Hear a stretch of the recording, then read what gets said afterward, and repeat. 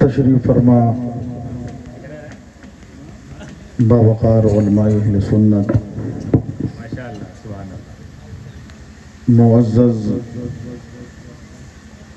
سامعین، پردہ نشین خواتین، السلام علیکم ورحمۃ اللہ وبرکاتہ۔ وعلیکم السلام ورحمۃ اللہ تعالی۔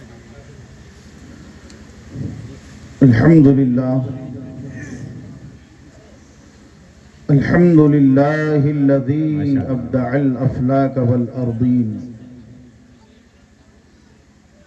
والصلاة والسلام على حبیبہ من کان نبیا وآدم بین الماء والطین، وعلى آلہ واصحابہ اجمعین، اما بعد فأعوذ باللہ من الشیطان الرجیم، بسم اللہ الرحمن الرحیم۔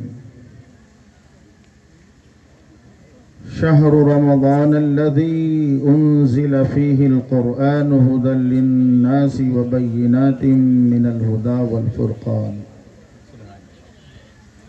صدق اللہ مولانا العظیم وصدق رسولہ النبی الامین، ونحن علی ذلک من الشاہدین والشاکرین، والحمد للہ رب العالمین۔ بلغ العلا بکمالہ، کشف الدجا بجمالہ، حسنت جمیع خصالہ، صلوا علیہ وآلہ۔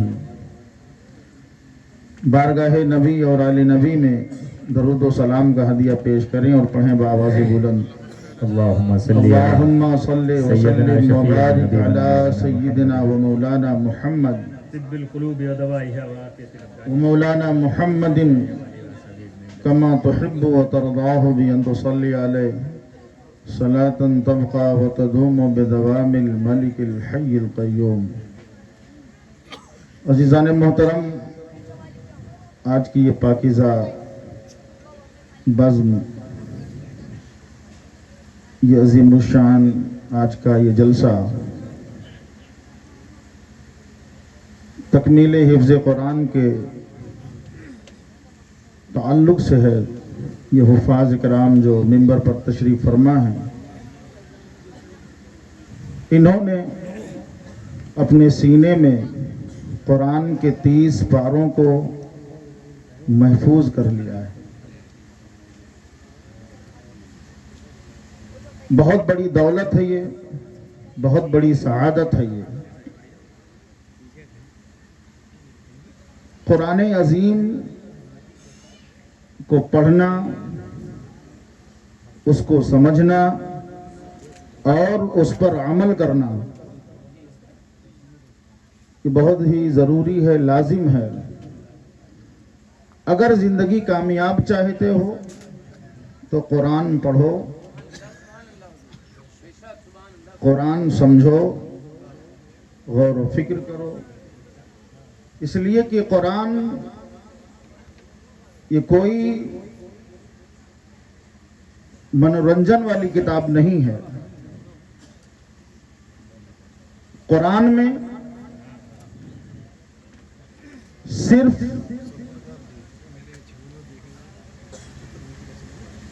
دنیا ہی کا ذکر نہیں ہے، قرآن میں ہر وہ باتیں بیان کی گئی ہیں جو ایک انسان کے لیے ضروری ہوتی ہے ترقی کے لیے۔ عزیزان گرامی، لیکن آج ہمارا حال قرآن عظیم کے تعلق سے جو ہے وہ صحیح نہیں ہے۔ بہت کم پرسنٹیج میں قرآن کریم کے صحیح پڑھنے والے لوگ ہیں، موجود ہیں، اور سمجھنے والوں کی تعداد تو نہ کے برابر ہے، الا ماشاء اللہ۔ لیکن قرآن جو نالج کا سمندر ہے، ایشین آف نالج ہے،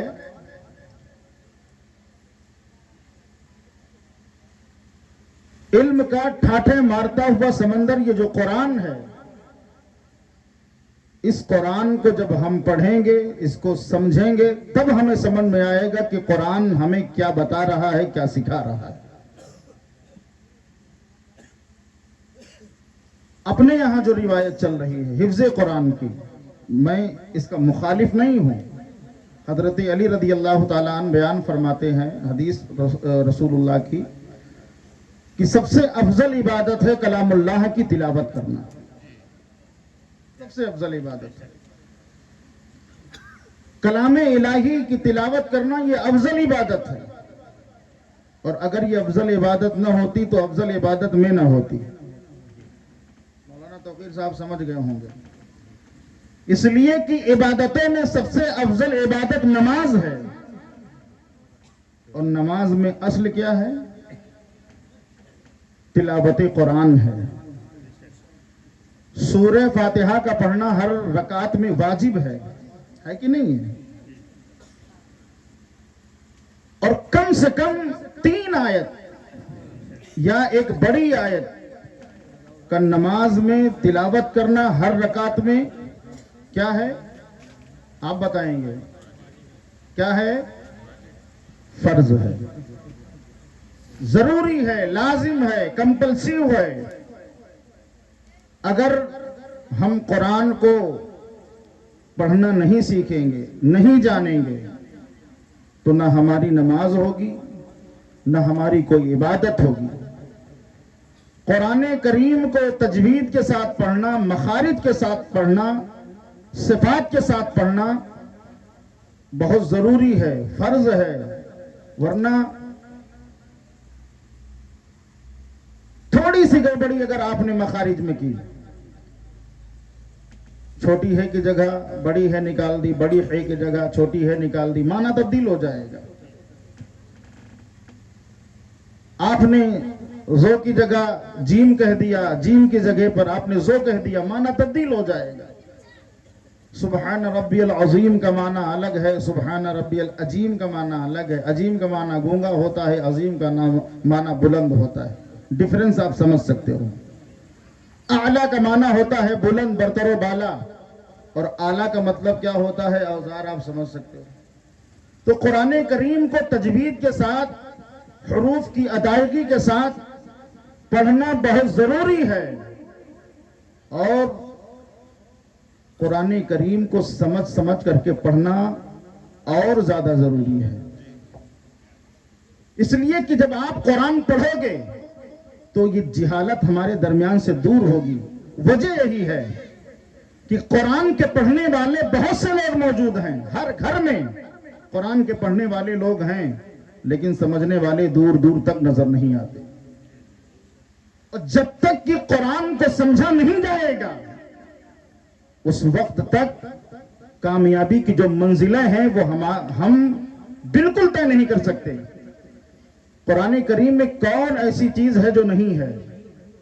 میں آپ سے پوچھ رہا ہوں، آج سے 4 سال 5 سال پہلے کون سی ایسی بیماری چلی تھی جس کی وجہ سے ہر چیز بند ہوا تھا؟ آپ بتائیے۔ کورونا۔ اور ایسی خطرناک بیماری اور وائرس سے بچنے کا جو طریقہ ڈاکٹروں نے، بڑے بڑے طبیبوں نے، سائنسدانوں نے، ریسرچ کرنے والوں نے، بڑے بڑے ریفارمروں نے جو ہمیں بیان کیا تھا، جو بتایا تھا، وہ طریقہ کیا تھا؟ آپ بتائیں۔ موبائل کے ذریعے، سوشل میڈیا کے ذریعے، اخباروں کے ذریعے یہی تو بار بار بتایا گیا تھا کہ آپ دھوتے رہو، یاد ہوگا، اور جس کی دھلائی ہوئی ہے وہ اس کو بھی یاد ہوگا۔ آپ دھوتے رہو، بار بار دھوتے رہو، ہاتھ کو دھوتے رہو، چہرے کو دھوتے رہو، نوکری سے ہاتھ دھوتے رہو۔ قاعدے کی دھلائی ہوئی، ہمیں اس سے مطلب نہیں ہے کہ کس چیز کی دھلائی ہوئی۔ بہرحال ایسے خطرناک وائرس سے بچنے کے لیے صرف ایک تجویز پوری دنیا کے پاس سامنے نکل کر کے آئی۔ بڑے بڑے ڈاکٹروں نے کہا کہ بچنا ہے تو پانی کے قریب آ جاؤ، بار بار پانی کا استعمال کرو، اپنے ہاتھ کو دھلو، اپنے چہرے کو دھلو، بار بار دھلتے رہو۔ اب بتاؤ خطرناک وائرس سے بچنے کے لیے جب بڑے بڑے ڈاکٹروں نے یہ طریقہ ہمارے سامنے پیش کیا تو ہم کتنے خوش ہو گئے کہ اب ہمیں ویکسینیشن کی ضرورت نہیں ہے۔ جو یہ افواہ اڑائی گئی ہے کہ ویکسین کے نام پہ زہر لگا دی جاتی، اب ہم اس سے بچ گئے۔ ایسے خطرناک وائرس سے بچنے کے لیے جب بڑے بڑے ڈاکٹروں نے اپنی تحقیق کو پیش کیا تو ہم نے بڑے آسانی کے ساتھ ان کے طریقوں کو اپنا لیا، لیکن جب دنیا کے بڑے بڑے ڈاکٹروں کی تحقیق کو لا کر کے قرآن کے سامنے رکھا جاتا ہے تو قرآن کہتا ہے میں نے تو 1400 سال پہلے ہی کہہ دیا تھا۔ یا ایھا الذین آمنوا اذا قمتم الى الصلاة فاغسلوا وجوهکم وایدیکم الى المرافق وامسحوا برؤوسکم وارجلکم الى الکعبین۔ اے ایمان والو، جب تم نماز پڑھنے کا ارادہ کرو تو نماز پڑھنے سے پہلے تم اپنے چہروں کو دھلو، تم اپنے ہاتھوں کو دھلو، اپنے سر کا مسح کرو، تم اپنے پیروں کو دھلو۔ ہم نے کہا اے قرآن اگر ذکر مقصد ہے تو ذکر کیا بغیر وضو کے نہیں ہو سکتا؟ ممتاز ٹانڈوی صاحب نے ابھی ذکر کیا، مولانا توقیر صاحب نے ابھی ذکر کیا، کیا اس ذکر کے لیے وضو کا ہونا ضروری ہے؟ قرآن کی تلاوت ہم نے کی، میرا وضو ہے کہ نہیں آپ کو نہیں معلوم، لیکن ہے یا نہیں ہے؟ ایسے میں قرآن کی تلاوت کرنے کے لیے وضو ضروری ہے؟ کوئی ضروری نہیں ہے۔ پتہ چلا کہ ذکر کے لیے وضو ضروری ہے؟ نہیں، لیکن نماز میں وضو کیوں ضروری ہے؟ یہ ہمارا جو دین ہے اس میں حکمتیں ہیں، دین کے ہر فرمان میں ہمارے لیے برکتیں ہیں۔ جب ہم اکٹھا ہوتے ہیں، ہمارا اجتماع ہوتا ہے، ہم لوگ اکٹھا ہوتے ہیں، ہمارا اجتماع ہوتا ہے تو یہ قرآن دنیا کے سامنے اپنی فکر بتا رہا ہے کہ انسان کے وجود میں وائرس ہوتا ہے۔ ممتاز ٹانڈوی صاحب، اللہ نہ کرے کہ کسی کا وائرس کسی کو لگ جائے۔ وائرس کی کئی قسمیں ہیں، ہاں، خفیہ وائرس، علل اعلان وائرس، کنفوسیہ وائرس، یہ بھی ایک وائرس ہے۔ کنفوسیہ وائرس آپ جانتے ہیں؟ آپ نہیں سمجھے گے، علماء سمجھے۔ اللہ کرے کہ یہ وائرس کسی کو نہ لگے۔ بہت ہی مختصر وقت ہے میرے پاس، اور الحمدللہ میرے بعد آپ ایک ایسے خطیب سے ملاقات کریں گے جب قرآن پڑھے گا تو ایسا لگے گا کہ عالم دین بول رہا ہے، لیکن اگر دوسری کتابوں کو پڑھنے لگے تو آپ سمجھ جائیں گے کوئی پنڈت جی آ رہے ہیں کیا۔ عرفان قادری چترویدی، الحمدللہ بڑے اچھے خطیب ہیں، بڑا اچھا خطاب ہے، بہترین بولتے ہیں، آپ سمجھ سکتے ہیں جب ہم لوگ تعریف کر رہے ہیں تو کیا بات ہے۔ اگر مولانا ساجد صاحب تعریف کریں تو ہو سکتا ہے بعد میں ناراضگی ہو جائے، آپ نے میری تعریف نہیں کی تھی، چند جملوں میں مجھے نپٹا دیا، بڑے ہلکے میں لے لیا، لیکن اگر سب لوگ مل کر کے جس کی تعریف کریں، اور سیتا پور سے 200-300 کلومیٹر سے اگر کوئی لمبا سفر کر کے آئے، ظاہر سی بات ہے اس میں کوئی خصوصیت ہوگی، اس میں کوئی کوالٹی ہوگی۔ تو آپ سنیں، اس وائرس سے بچنے کے لیے قرآن نے ہم سے کیا کہا؟ تم اپنا چہرہ دھلو، تم اپنا سر دھلو، تم اپنے سر کا مسح کرو، اپنا ہاتھ دھلو۔ انسان کے وجود میں وائرس ہوتا ہے۔ قرآن یہ نہیں چاہتا، اسلام یہ نہیں چاہتا کہ جب چند لوگ اکٹھا ہو تو کسی کے بدن کا وائرس کسی کے بدن میں جا کر کے چھو جائے، مس ہو جائے۔ قرآن کہتا ہے چونکہ اسلام دین فطرت ہے، دین فطرت میں ہر چیز کا خیال کیا گیا ہے۔ قرآن شفا کے لیے آیا ہے، قرآن بیماری کے لیے نہیں آیا۔ قرآن میں شفا ہے، قرآن میں بیماری نہیں۔ شفا، اس میں شفا ہے۔ قرآن پڑھو، قرآن سمجھو، قرآن پر عمل کرو۔ قرآن نے جو اصول بنائے ہیں، قرآن کے پاس جو ضوابط موجود ہیں، اس پر عمل کرو گے تو انقلاب زندگی میں پیدا ہو جائے گا۔ بتاؤ قرآن ہم سے کہتا ہے کہ نہیں تمہیں روزہ رکھنا ہے؟ بتاؤ روزے میں کتنی بڑی حکمت۔ علماء سے پوچھ لیجئے، دنیا کا ہر ڈاکٹر مرض کو ختم کرتا ہے تو کھلا کھلا کے، شوگر ہو گیا تو انسولین کھاؤ، بخار ہو گیا تو اینٹی بائیوٹک کھاؤ، کوئی اور بیماری ہو گئی تو یہ کھاؤ۔ لیکن مصطفیٰ فرماتے ہیں کہ اگر تم روزہ رکھو گے تو تم صحیح رہو گے۔ یہ بھوک انقلاب پیدا کرتا ہے، یہ بھوک فکر پیدا کرتی ہے۔ آج ہمارا پیٹ بھرا ہوا ہے، یہی وجہ ہے کہ دنیا میں ظلم و زیادتی کی جو آندھیاں چل رہی ہیں ہمیں محسوس نہیں ہوتی ہیں. ہم چاہے جس ملک میں مارے جائیں, ہم چاہے جس جگہ پر مارے جائیں, ہمیں احساس نہیں ہوتا ہے. اور عزیزان گرامی یاد رکھنا, جس قوم سے احساس نکل جائے, جس دن احساس نکل جاتا ہے اسی دن وہ قوم فنا ہو جاتی. اگر زندہ رہنا ہے تو احساس پیدا کرو, زندہ رہنا ہے تو اپنوں کا احساس پیدا کرو, اپنوں کے بارے میں سوچو. قرآن احساس کی زندگی دیتا ہے, قرآن ایک دوسرے کو سوچنے سمجھنے کی زندگی دیتا ہے. رمضان شریف کا مہینہ بالکل قریب آنے والا ہے. میں نے اسی کے تعلق سے قرآن کی تلاوت کی تھی. شہر رمضان الذی انزل فیہ القرآن ھدی للناس وبینات من الھدی والفرقان. یہ رمضان کا مہینہ جس میں قرآن نازل ہوا ہے. اللہ اکبر کبیرہ. آج اگر رمضان شریف کی فضیلت پوچھ لی جائے, اکثر لوگوں سے آپ جا کے ملاقات کرنا, میں اپنا تجربہ بتا رہا ہوں, بڑے بڑے لوگوں سے ملنا کہ رمضان شریف کی فضیلت کیا ہے, تو اکثر لوگ یہی کہتے ہوئے نظر آئیں گے کہ جو پورا سال کھانے کو نہیں ملتا وہ رمضان میں ملتا ہے. کیا یہ رمضان کی فضیلت ہے؟ مولانا ساجد صاحب ممبر پر بیٹھے, ایک بہترین عالم دین ہے. مولانا تقیر صاحب, مولانا عرفان صاحب, ممتاز ٹانڈوی صاحب, کوثر و تسنیم صاحبان, دیگر علماء اہل سنت موجود ہیں یہاں پر. آپ ان سے پوچھئے کیا رمضان شریف کی یہی فضیلت ہے کہ پکوان میں اضافہ کر دیا جائے؟ کیا رمضان ڈشز کا مہینہ ہے؟ کیا رمضان صرف جو ہے پکوان کا مہینہ جو پورا سال کھا نہ سکے وہ رمضان میں اکٹھا کر کے سب کھا لو؟ نہیں, رمضان پکوان کا مہینہ نہیں ہے, بلکہ رمضان تلاوت قرآن کا مہینہ ہے, رمضان تفہیم قرآن کا مہینہ ہے, رمضان غریبوں بیواؤں بے سہاروں کی طرف دیکھنے کا مہینہ ہے. 11 مہینہ کھاتے رہے, تمہیں غریبوں کی یاد نہ آئی, اللہ نے تمہیں 15 گھنٹہ بھوکا رکھ دیا. اب تمہیں احساس ہونا چاہیے کہ بھوک کیا ہوتی ہے, پیاس کیا ہوتی ہے. تمہارے پاس یہاں پانی موجود ہے, آپ نے 20 فٹ گڈھا کھودا اور گڈھا کھودنے کے بعد پانی نکل آیا, آپ نے سمجھا کہ دنیا پیاسی نہیں ہے. دنیا پیاسی نہیں ہے, لیکن ریگستانوں میں رہنے والوں سے پوچھو, صحراؤں میں رہنے والوں سے پوچھو, 1 لیٹر پانی کی قیمت کیا ہے. ہم نے پانی آسانی سے ہمیں مل گیا تو ہم نے پانی کو فراموش کر دیا, اس کی اہمیت کو کھو دیا. جو چیز ہم کو فری میں ملتی ہے اس کی قیمت نہیں ہوتی. میں اپنی اصل ٹاپک کی جانب صرف 5 منٹ میں آ رہا ہوں. مولانا ممتاز ٹانڈوی صاحب, جس آپ نے بہت توجہ مانگی ہے ہم سے, آپ بھی دیجئے ورنہ ہم اپنی ساری توجہ لے لیں گے. جی attention please, may I have attention please, اور بس only 5 minutes, please give me only 5 minutes انشاءاللہ. جی میں اپنی پوری بات اس میں رکھ دوں گا جو میں بیان کرنے جا رہا تھا. ہم نہیں بولیں گے تو بولے گا کون بولے گا؟ سبحان اللہ. یہ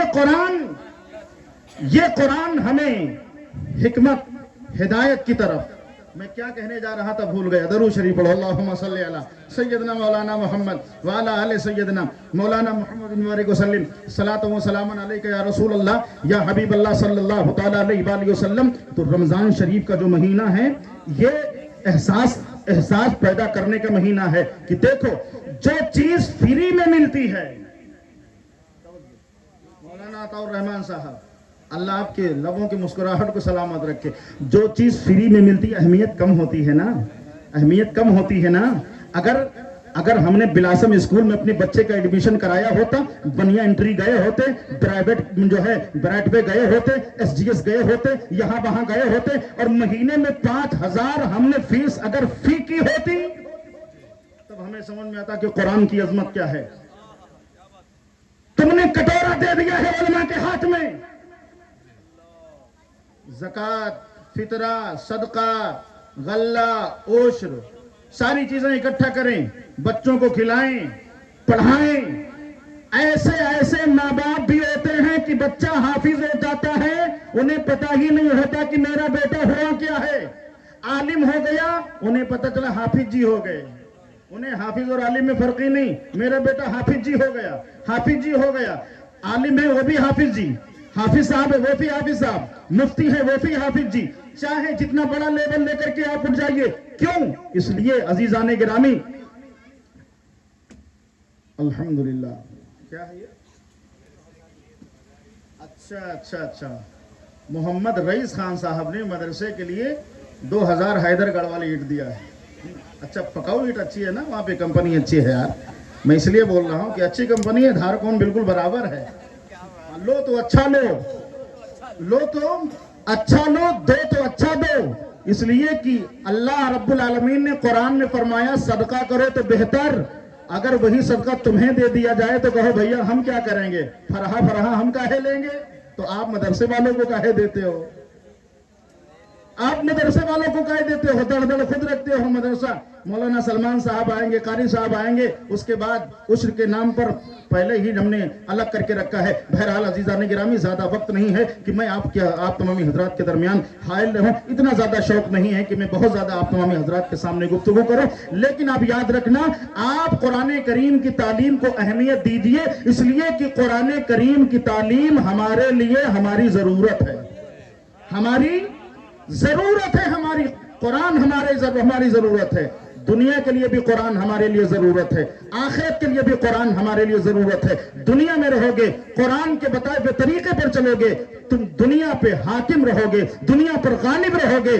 और तुम्हारा रिश्ता अगर कुरान से मजबूत रहा तो दुनिया में भी तुम्हारी बेहतरी है, आखिरत में भी इंशाअल्लाह रहमान तुम सुरखरू होते हुए नजर आओगे कि मोहम्मद से वफा तुमने तो हम तेरे हैं। ये जहां चीज है क्या लौह कलम तेरे हैं। मोहम्मद है मताए आलम ईजाद से प्यारा, जनो फरजंद से औलाद से माँ बाप से प्यारा। वाखिर दावाना अनिल हम्दुलिल्लाहि रब्बिल आलमीन।